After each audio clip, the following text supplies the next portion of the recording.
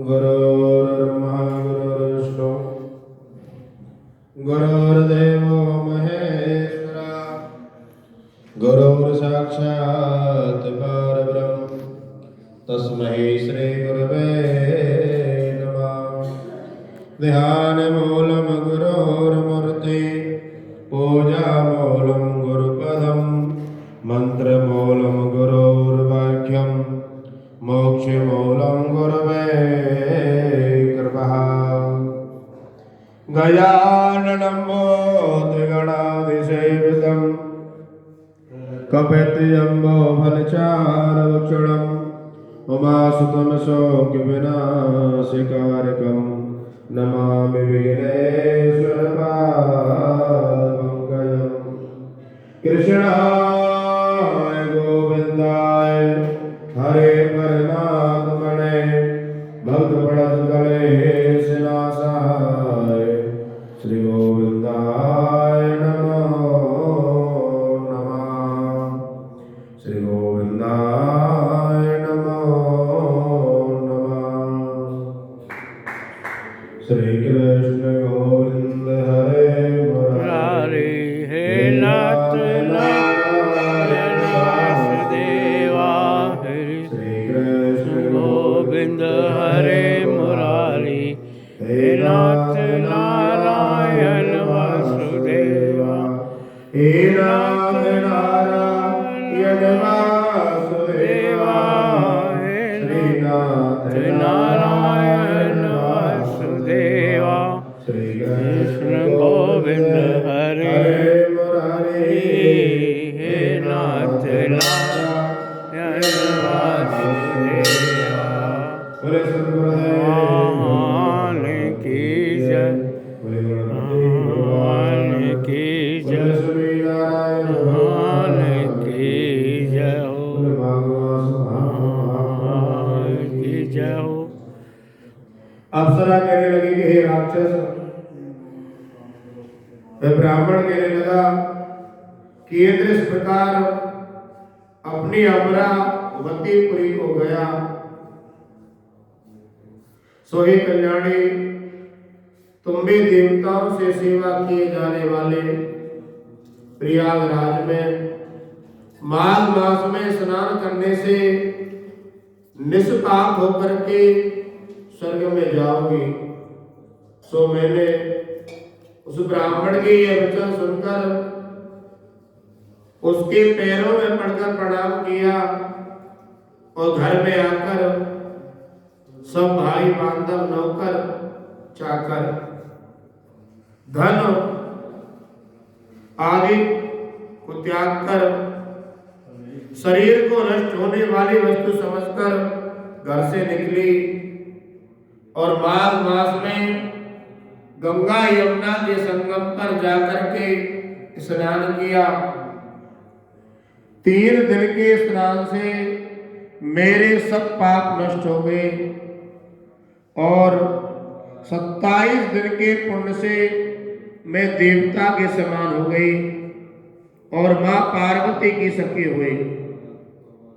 इसलिए मैं प्रयाग के महात्म को याद करके सब देवताओं के सहित माघ मास में स्नान करती हूँ। सो मैंने अपना यह सब वृतांत तुमसे कहा। तुम भी इस योनि में पड़ने और ऐसे कुरूप होने का सब कारण कहो। जब वह राक्षस कहने लगा कि हे भद्रे, सज्जनों से गुप्त बात करने में कोई भी दोष नहीं होता। मुझको अब कोई संशय नहीं रहा कि मेरा उद्धार तुमसे ही होगा। मैं अपना सब वृतांत तुमसे कहता हूं। मैं काशी में वेदों का ज्ञाता था और बड़े उच्च कुल के ब्राह्मण के घर में मैंने जन्म लिया। मैंने दान लिया और जन्म में मैंने कोई भी धर्म नहीं किया। वहीं पर मृत्यु को प्राप्त हो गया। तीर्थ स्थान पर मरने के कारण नरक में नहीं गया। पहले 2 बार गिद्ध की योनि में, 3 बार शेर की योनि में और 2 बार सर्प की योनि में और 1 बार उल्लू की योनि में। अब 10वीं बार राक्षस हुआ और 75,000 वर्ष से इस राक्षस की योनि में हूं। देखो जंगल में मेरे सभी जंतुओं को खा लिया, बिना अपराध के बहुत से प्राणियों को मैंने नष्ट कर दिया। इस कारण मेरा मन बहुत दुखी है। तुम्हारे दर्शन से चित्त में कुछ शांति आई है, क्योंकि सज्जनों का संग बहुत ही सुखदायी होता है। मैंने अपने दुख के सब कारण आपसे कहे और सज्जन लोग सदैव दूसरों के दुखों से दुखी होते हैं। अब ये बताओ कि इस दुख रूप समुद्र को कैसे पार कर सकता हूं? क्या क्षीर सागर हंस को ही दूध देता है, बगले को नहीं? दत्तात्रेय जी कहने लगे इस प्रकार। उसके वचन सुनकर कंचन मारने कहने लगे कि हे राक्षस, मैं अवश्य तुम्हारा कल्याण करूंगी। मैंने प्रतिज्ञा की है कि तुम्हारी मुक्ति के लिए प्रयत्न करूंगी। मैंने अपने जीवन में बहुत सारे माघ महीने में स्नान किए हैं। वेद जानने वाले ऋषियों ने दुखी को दान देने की प्रशंसा की है। समुद्र में जल बरसाने से क्या लाभ? कि प्रयाग में स्नान करने का 1 बार का फल मैं तुम्हें देती हूं, उसी से तुमको स्वर्ग की प्राप्ति होगी। उसके फल का अनुभव मैं कर चुकी हूं। तब उस कांचन मालिनी अप्सरा ने अपने गीले वस्त्र का जल निचोड़कर उस जल को हाथ में लेकर माघ स्नान के फल को उस राक्षस के लिए अर्पण कर दिया। उसी समय पुण्य को प्राप्त करके वह राक्षस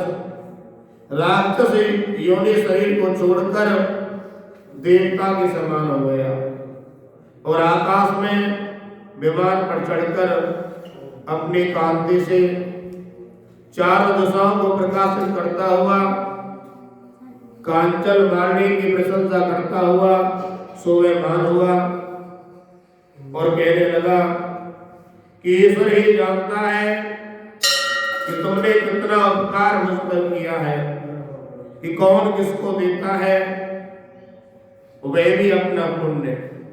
धन हर प्राणी दे सकता है, मन के द्वारा सेवा कर सकता है, शरीर के द्वारा सेवा कर सकता है। एक कांचन मालिनी कि तुम धन्य हो कि तुमने अपना पुण्य मुझको दिया। अब भी कृपा कुछ भिक्षा दो जिससे मैं कभी पाप ना करूं। अब मैं तुम्हारी आज्ञा पाकर स्वर्ग में जाऊंगा। तब कांचन मालिनी ने कहा कि सदैव धर्म के कार्यों में लगा रहो। धरती पर घूमता हुआ नारायण ब्राह्मण है, उस ब्राह्मण की सेवा करो और गौ की सेवा करो। माता पिता गृहस्थ धर्म में होकर के सभी प्रसन्न करो और सत्य बोलो। मैंने तुमसे धर्म के लक्षण कहे, अब तुम देवता रूप होकर शीघ्र ही स्वर्ग को जाओ।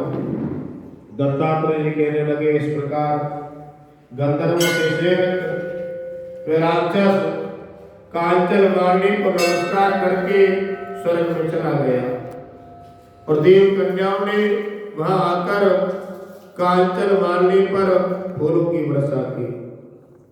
क्योंकि एक अप्सरा ने एक राक्षस को अपना कुंड देकर मुक्त किया था, उसका उद्धार किया था।